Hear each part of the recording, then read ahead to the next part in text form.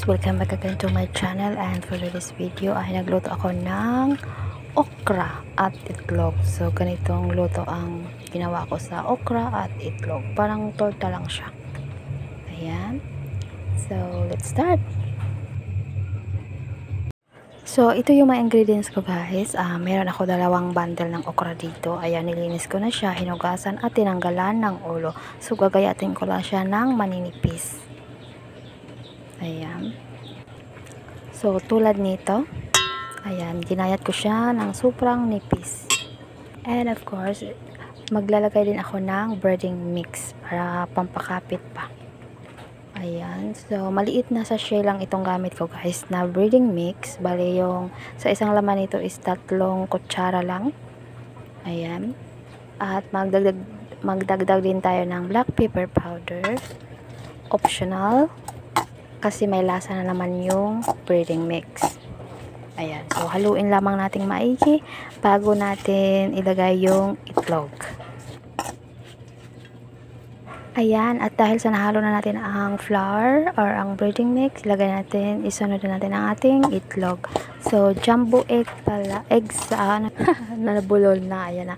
So, isang jumbo na itlog ang gamit ko. So, malaking size siya. At haluin lamang natin maigi. Ayan.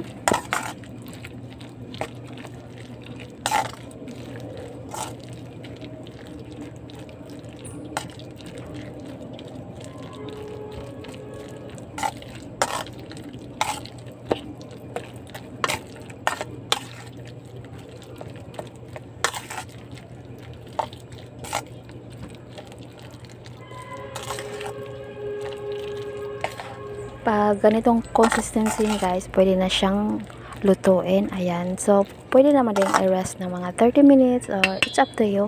Pero ayan, lulutuin ko na agad dahil magla-lunch na kami.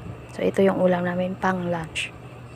So, ayan. Ang gamit ko palang panukat is yung sandok ng sabaw.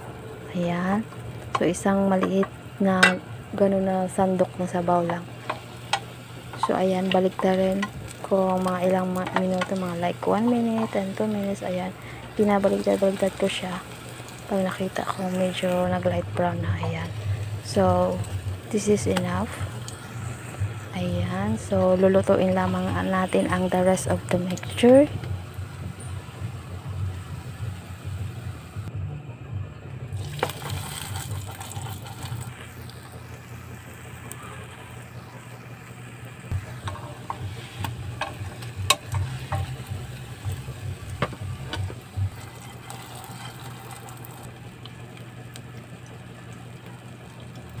Ayan, so ito na yung last batch ng ating lulutuin. Ayan.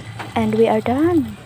So ayan, isasali natin dito ang ating mga napritong okra at itlog kasi nilagay ko sa strainer. Ayan, so bali 4 na ganitong bilog pala guys ang naluto ko sa 2 tali na okra at isang itlog. So naisipan ko palang magluto ng ganito guys kasi yung anak ko mahirap siyang pakainin ng okra kung hindi ganitong luto. So ayan, pag ganitong luto, napapakain ko siya. So, ayan, let's try.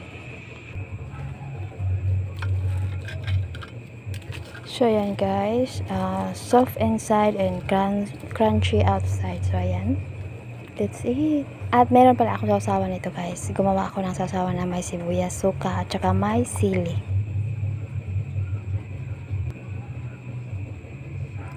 So, ito na yan guys. Ayan, ang aking sausawa na ginawa. Sili, sibuyas, at suka. Ayan, malakas ang ulan. So, thank you guys for watching. If you like this video, please give it a thumbs up and share and subscribe. If you haven't yet, click the notification bell button to be notified with my most latest videos. Bye!